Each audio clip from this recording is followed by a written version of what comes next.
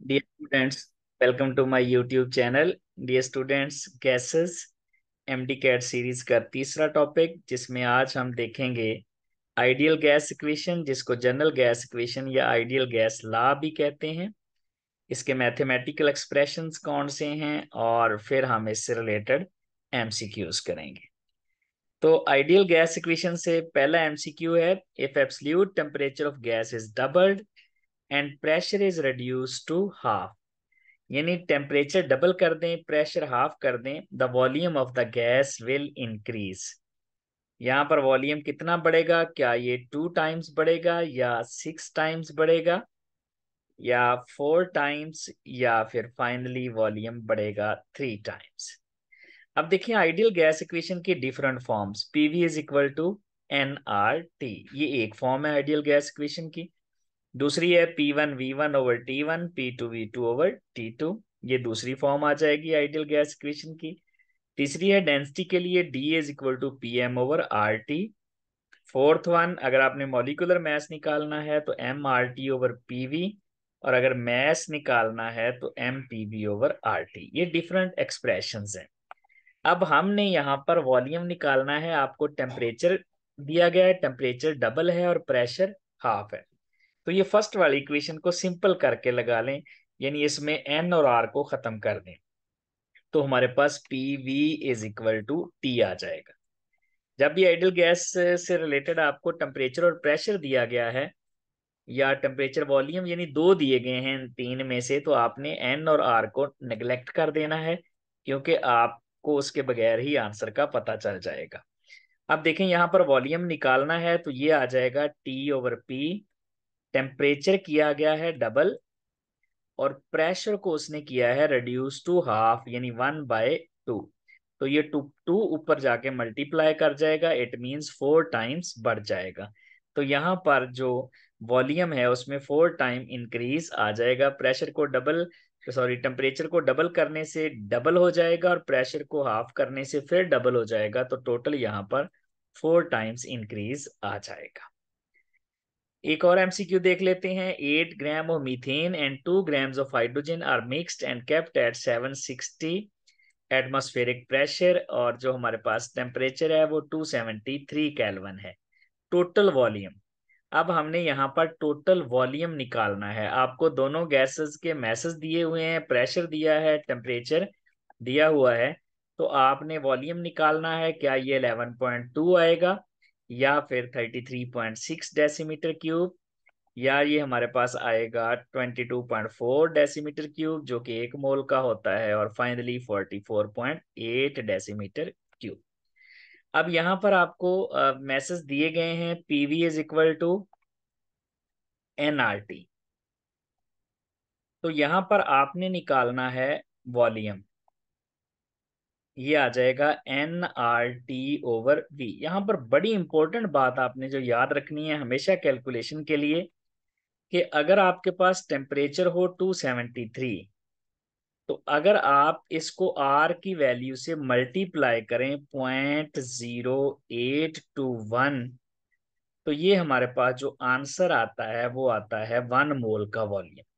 ये वैल्यू आपने बगैर कैलकुलेटर के वैसे ही याद रख लेनी है कि 273 और 0.0821, यानी टेम्परेचर और R की वैल्यू का जो प्रोडक्ट होता है वो 1 मोल का वॉल्यूम होता है।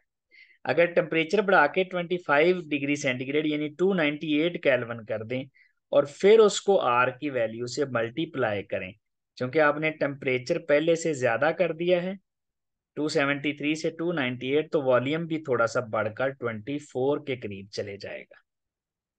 तो ये आपने याद रखना है, 273 पे वॉल्यूम 22.414 और 298 पर ये होता है 24।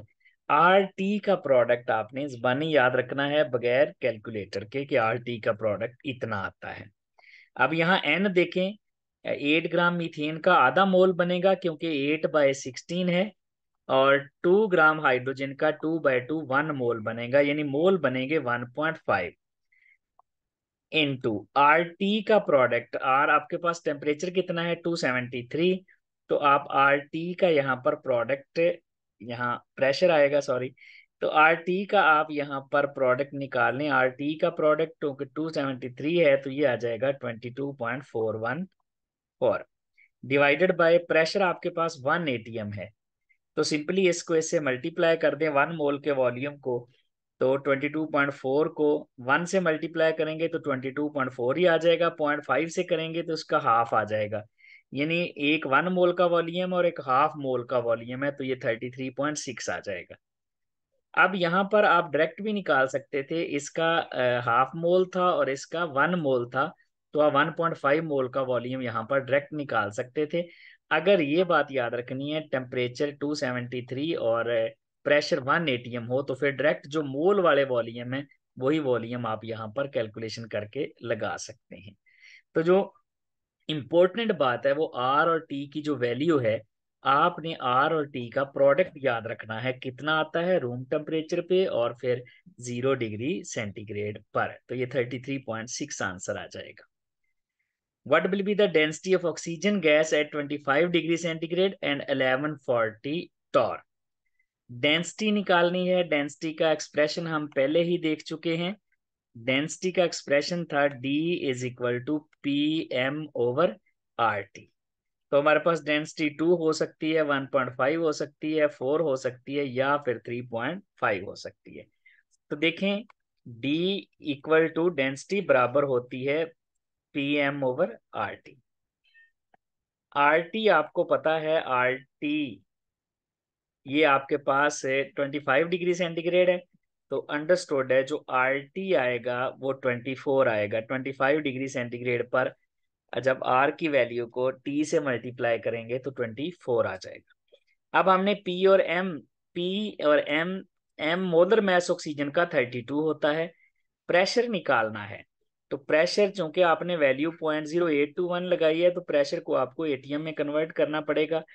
1140 डिवाइडेड बाय 760, तो ये 760 तो 1 एटीएम होता है। जब इसको इससे हम सॉल्व करेंगे तो ये आ जाएगा 1.5। यानी आप 760 का पहले हाफ निकालें। 760 का हाफ होता है 380, 760 होता है 1 एटीएम, 380 होता है 0.5 एटीएम। आप दोनों को प्लस करके देख लें, अगर ये 1140 आ जाएगा तो इसका मतलब है ये आंसर 1.5 होगा। तो आप 1.5 से मल्टीप्लाई कर दें 32 को। 32 को एक दफा 1 से करें, जब 1 से करेंगे तो 32 आएगा। एक दफा आप 32 को 0.5 से करें, हाफ जिससे भी मल्टीप्लाई होता है उसको भी हाफ कर देता है, यानी ये 16 कर देगा इसको। तो 1.5 से मल्टीप्लाई होके कितना बनेगा 48। 48 डिवाइडेड बाय 24 जो कि आर टी का प्रोडक्ट है, आपको जुबानी याद होना चाहिए। तो ये हमारे पास आंसर 2 आ गया। इसका मतलब है ये जो डेंसिटी आएगी वो 2 आएगी यहाँ पर ऑक्सीजन गैस की at 25 degree centigrade and 1140 torr. इस तरह से आप ये कैलकुलेशन कर सकते हैं। फाइनल एमसीक्यू है, 10 gram of a gas occupies a volume of 6 decimetre cube at 323 degree centigrade and 2 ATM pressure. The molar mass. हमने आइडियल गैस इक्वेशन की सारी फॉर्म्स पढ़ ली हैं, उनमें डिफरेंट फॉर्म्स जो दी गई हैं उसमें डेंसिटी निकाल सकते हैं, मैस निकाल सकते हैं, मोलर मैस निकाल सकते हैं। तो जो मोलर मैस वाली हमारे पास इक्वेशन है वो इक्वेशन है, मोलर मैस इक्वल होता है M R T over PV. अब सबसे पहले तो आपको आर टी पता होना चाहिए। टेम्परेचर है आपके पास 323 डिग्री सेंटीग्रेड। अगर टेम्परेचर होता 298, तो हम आर से मल्टीप्लाई करते आंसर आता 24। लेकिन ये टेम्परेचर 323, पहले तो इसको केल्विन में बदलें 323 को, तो 323 और फिर इसमें 273 ऐड कर दें, तो ये हमारे पास बन जाएगा 596। और 596 ऑलमोस्ट इसका डबल है। तो इसका मतलब है अगर मैं इसको 596 करूंगा तो ये 24 की बजाय 48 होगा इसका प्रोडक्ट। यानी 298 का हमें फिक्स याद है, ये 24 है। जब आपने डबल किया टेम्परेचर को तो ये 48 हो गया। मैस कितना है? 10। तो 10 है, RT हमें पता चल गया 48 है, यानी ये है 480 डिवाइडेड बाय प्रेशर कितना है 2 और वॉल्यूम कितना है 6, दोनों को मल्टीप्लाई कर दें 12 आ गया। तो ये आ गया 480 डिवाइडेड बाय 12। 480 को 12 से जब आप डिवाइड करते हैं तो आंसर आ जाता है 40। तो इस तरह से आपको RT की वैल्यू चूंकि याद है तो वो टेम्परेचर चेंज करेगा, तो उस लिहाज से आपने RT की वैल्यू भी एडजस्ट कर लेनी है। तो ये हमारे पास 40 यहाँ पर गैस का मोलर मैस आ जाएगा ग्राम पर मोल में। ये था डियर स्टूडेंट्स हमारा आइडियल गैस इक्वेशन से related MCQ। Thank you very much.